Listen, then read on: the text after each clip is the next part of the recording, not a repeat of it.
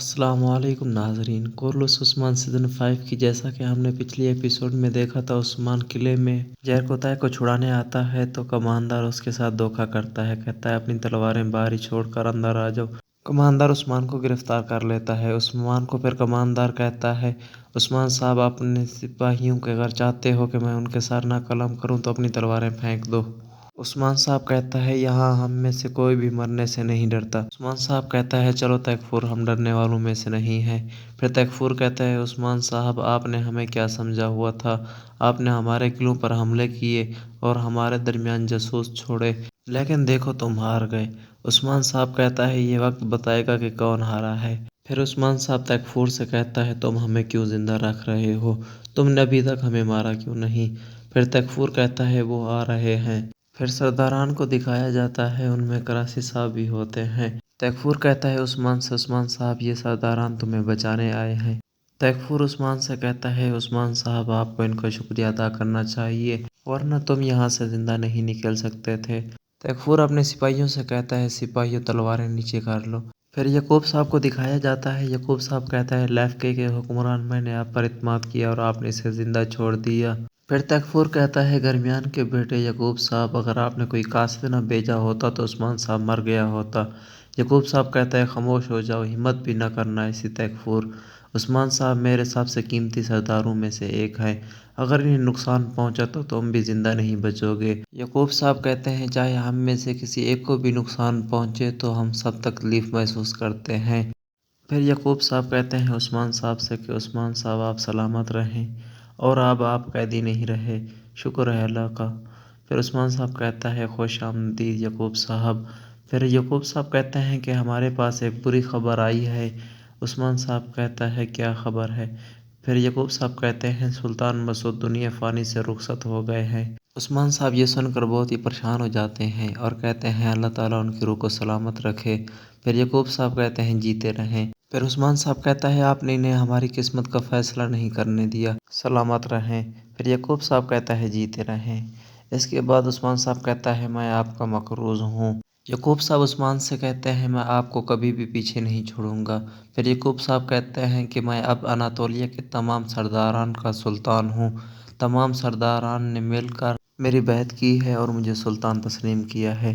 फिर कहते हैं उस्मान साहब अब आपकी बारी है, आप भी मुझे तस्लीम करें और मेरी बैत करें। फिर उस्मान साहब की तरफ अपना हाथ बढ़ाते हैं, कहते हैं अपनी वफादारी का इजहार करें और मेरा हाथ चूमें उस्मान साहब।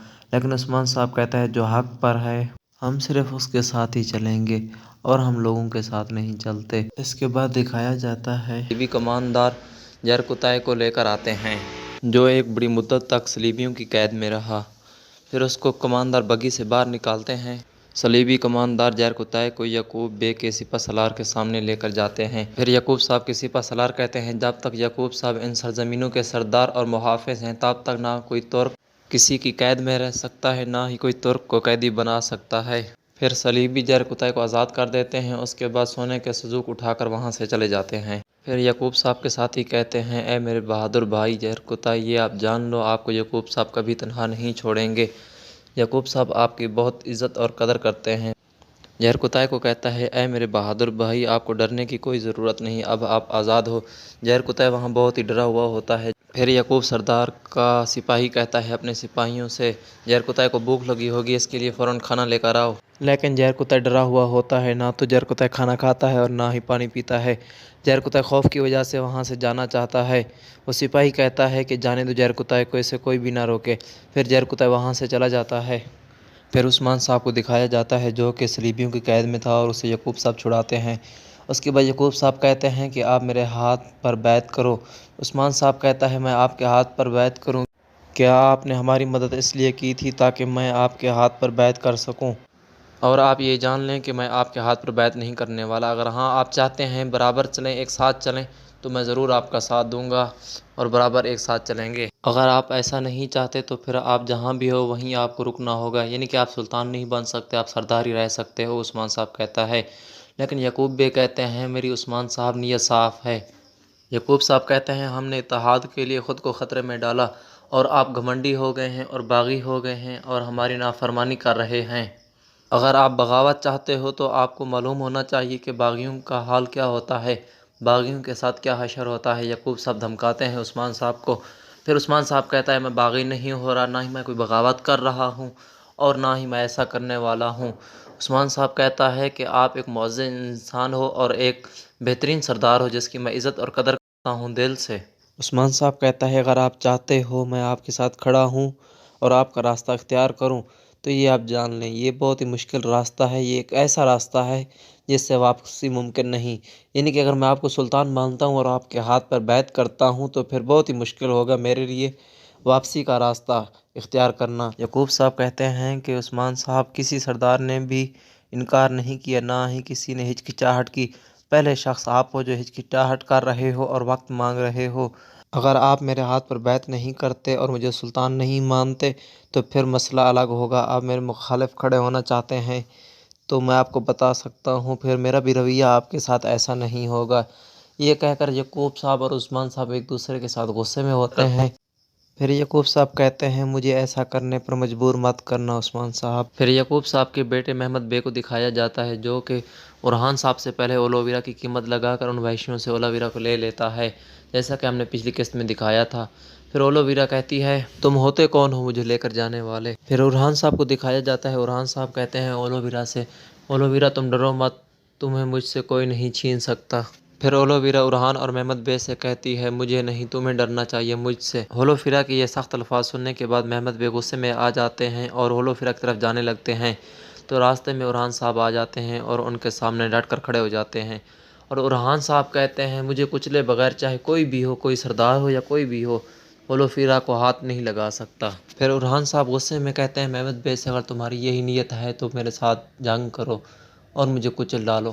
پھر محمد بے غصے سے اورحان صاحب سے کہتا ہے اگر میں کہہ رہا ہوں خاتون میری ہے تو میں اپنے لیے نہیں کہہ رہا، ہم یہاں اپنے مفادات کے لیے نہیں آئے۔ پھر کہتا ہے ہم یہاں جتنے بھی موجود ہیں تمام کے تمام یعقوب صاحب کے حکم کے پابند ہیں۔ پھر اورحان صاحب کہتا ہے نہ ہی ہم کسی کے حکم کے پابند ہیں، نہ ہی کسی کے ہم غلام ہیں۔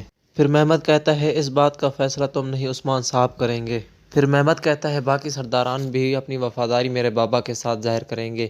پھر اورحان صاحب کو غصہ آ جاتا ہے اور اورحان صاحب اپنا ہاتھ اپنی تلوار کی طرف بڑھاتے ہیں اور غصے میں ہو جاتے ہیں۔ پھر محمد کہتا ہے اپنے سپاہیوں سے تم لڑنے کے لیے تیار ہو؟ پھر محمد کہتا ہے اورحان صاحب تمہاری آنکھوں سے آگ برس رہی ہے یہ میں دیکھ سکتا ہوں، تم خاتون کو بچانے کے لیے مجھ سے بھی لڑنے کو تیار ہو۔ وہاں پر موجود وحشی بھی دیکھ رہے ہوتے ہیں اور وہ خاموش کھڑے رہتے ہیں۔ پھر اورحان صاحب کہتا ہے اگر تمہیں آگ نظر آ رہی ہے تو پیچھے ہٹ جاؤ، میں اس خاتون کو بچانے کے لیے سب کچھ کرنے کو تیار ہوں۔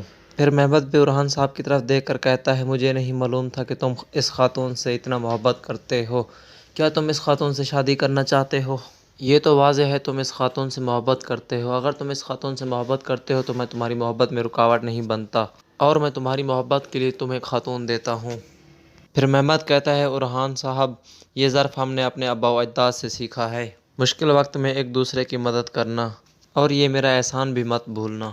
پھر اورحان صاحب کہتا ہے شکریہ، اور ہم اپنے ساتھ کیے گئے احسان کبھی بھی نہیں بھولتے۔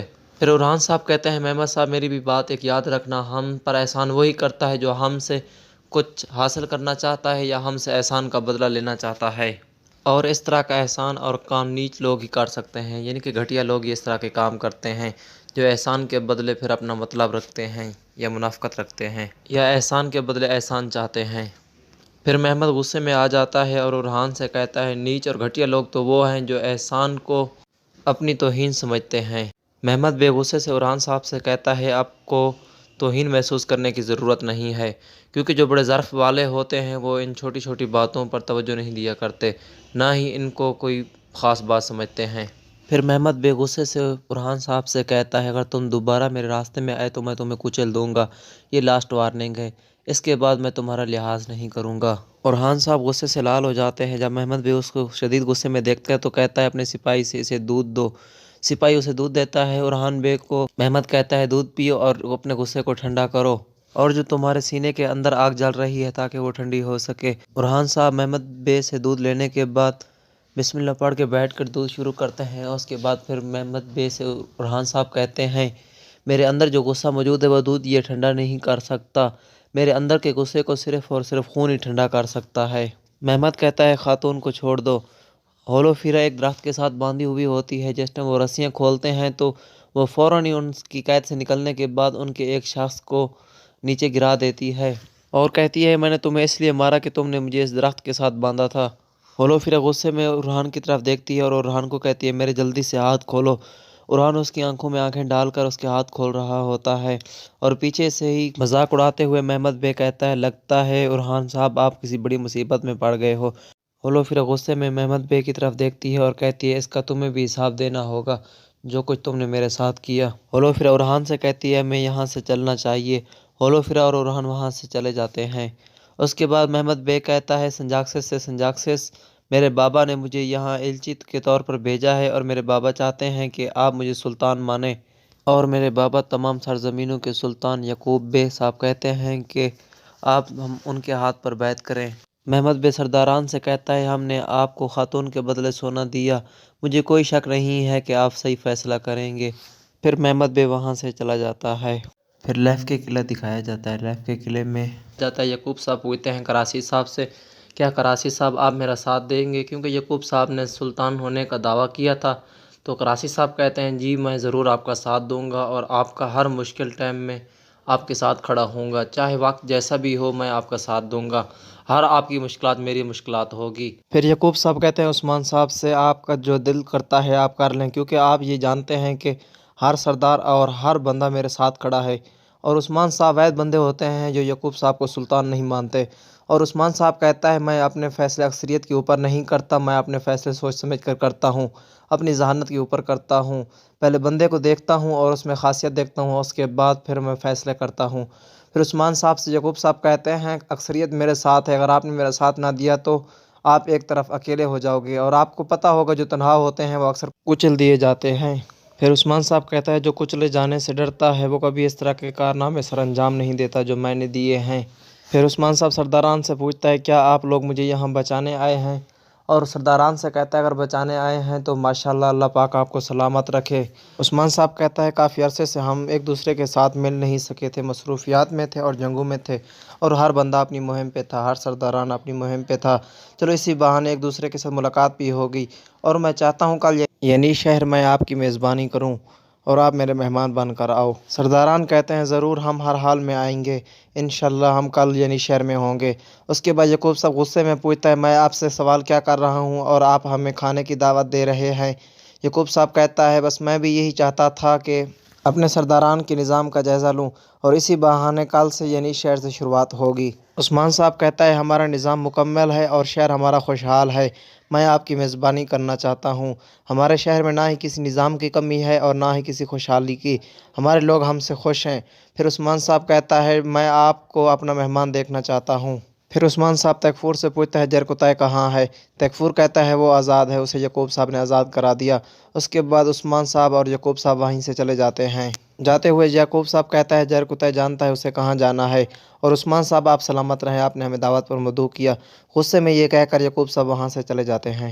یعقوب صاحب اپنے ساتھیوں سے کہتے ہیں کہ عثمان صاحب ہمیں دعوت پر بلا کر مزید وقت حاصل کر لے گا، اور وہ چاہتا ہے کہ اس وقت کے درمیان وہ کوئی کھیل کھیل سکے ہمارے ساتھ۔ یعقوب صاحب کا ساتھی کہتا ہے کیا سردار ہم ان کی پھر دعوت پر نہیں جائیں گے؟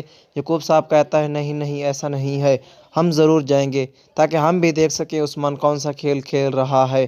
پھر یعقوب صاحب اپنے ساتھی سے کہتے ہیں ایسا کوئی کھیل نہیں جو ہم الٹنا نہ جانتے ہوں، اور اپنے ساتھی سے کہتا ہے تمام سرداران اور ہر شخص سے جا کر ملو اور انہیں بتاؤ کہ عثمان کی عزت ختم ہو چکی ہے، عثمان تیکفور کا قیدی ہو چکا تھا اور اسے ہم نے بچایا ہے۔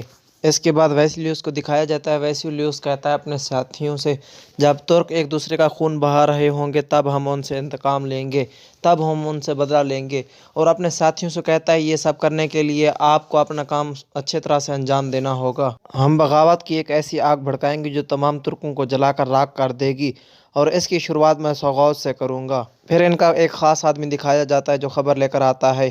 وہ کہتا ہے کونیا میں سلطان مسعود سے آخری ملاقات کرنے والا عثمان صاحب کا بیٹا علاؤالدین ہے۔ پھر ویسیلیوس کہتا ہے سلجوقیوں کا خزانہ عثمان کے بیٹے علاؤالدین کے پاس ہے، کیونکہ سلطان کے کمرے میں سلطان سے آخری ملاقات کرنے والا وہی علاؤالدین ہے اور وہ خالی ہاتھ نہیں نکلا ہوگا۔ پھر اپنے ساتھی سے کہتا ہے تمہیں اچھی طرح معلوم ہے تمہیں کیا کرنا ہے۔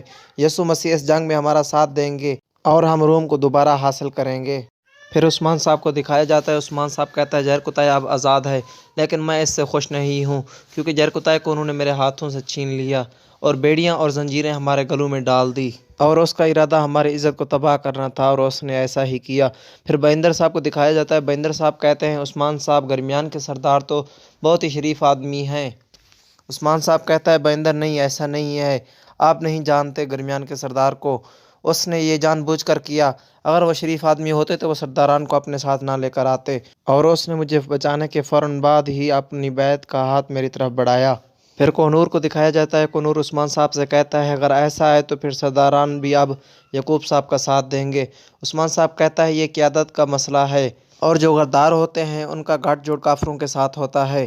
پھر کوہنور سے کہتا ہے آپ جاؤ ریمس کو ڈھونڈو اور سامنے لے کر آؤ، ہو سکتا ہے سلطان کو بھی زہر دیا گیا ہو، اور اس میں کس کا ہاتھ ہے یہ تو ریمس ہی بتائے گا، اور کون غدار ہے اور کون کسے دھوکہ دے رہا ہے یہ تو بعد میں ہی پتہ چلے گا۔ پھر عثمان صاحب اپنے سپاہیوں سے کہتے ہیں چلو سب اپنے کام پر لگ جاؤ۔ پھر عثمان اور اس کے سپاہی وہاں سے چلے جاتے ہیں قلعے سے۔ اس کے بعد ینی شہر کا منظر دکھایا جاتا ہے، اور جرقتائے ینی شہر میں بہت ہی زخمی حالت میں آتا ہے۔ لوگ جرقتائے کو دیکھ کر کہتے ہیں اس پر بہت ظلم ہوا ہے۔ ایک بندہ کہتا ہے یہ تو عثمان صاحب کا سپاہی جرقتائے ہے۔ اس کے بعد لوگ کہتے ہیں جرقتائے تو شہید ہو گیا تھا۔ اس کے بعد ایک سپاہی آتا ہے اور وہ دوسرے بندے سے کہتا ہے کہ عثمان صاحب گورنر کے ہتھے چڑھ گئے تھے اور انہیں درمیان کے سردار یعقوب صاحب نے بچایا ہے۔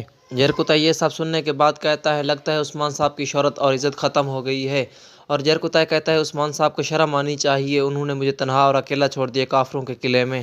اس کے بعد ہولوفیرا کو دکھایا جاتا ہے۔ ہولوفیرا اورحان سے کہتی ہے ہم غلط راستے پر جا رہے ہیں، یہ محل نہیں جاتا۔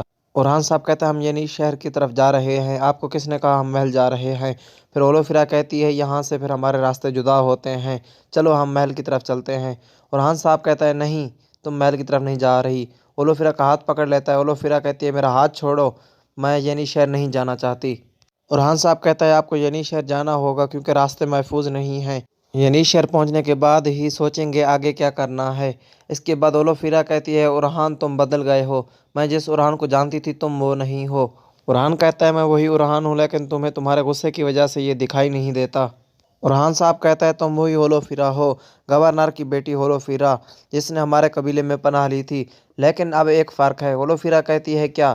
اورحان صاحب کہتا ہے فرق یہ ہے کہ پہلے تم تلوار چلانا نہیں جانتی تھی، اب تلوار اچھے سے چلا لیتی ہو۔ ہولوفیرا اورحان سے کہتی ہے اگر تم میرے راستے سے نہ ہٹے تو میں تمہیں مزید تکلیف دوں گی، چور اورحان۔ اورحان کہتا ہے تم تکلیف ہی تو دیتی ہو، یقیناً تم تکلیف ہی دیتی ہو۔ پھر ہولوفیرا کہتی ہے بس بہت ہو گیا۔ ہولوفیرا کہتی ہے اورحان صاحب آپ نے سونے کے بدلے میرا ان سے سودا کرنے کی کوشش کی اور انہوں نے قیدیوں کی طرح مجھے لے کر آئے، یہ سب آپ کی وجہ سے ہوا، اگر آپ مجھے اغوا نہ کرتے تو یہ سب کچھ نہ ہوتا، اور یہ سب کچھ آپ کی وجہ سے ہوا۔ اورحان صاحب غصے سے کہتے ہیں بس بہت ہو گیا۔ اورحان صاحب کہتا ہے میں قسم کھاتا ہوں کہ میں اس کا حساب لوں گا، سب سے، کسی ایک کو بھی نہیں چھوڑوں گا۔ ہولوفیرا کہتی ہے مجھے آپ کی کسی بھی مدد کی ضرورت نہیں۔ پھر ہولوفیرا اپنا ہاتھ چھڑانا چاہتی ہے اورحان سے، اورحان اس کو زبردستی ہاتھ پکڑ کر اپنے گھوڑے پر بٹھاتا ہے اور وہاں سے ینی شہر لے کر چلا جاتا ہے۔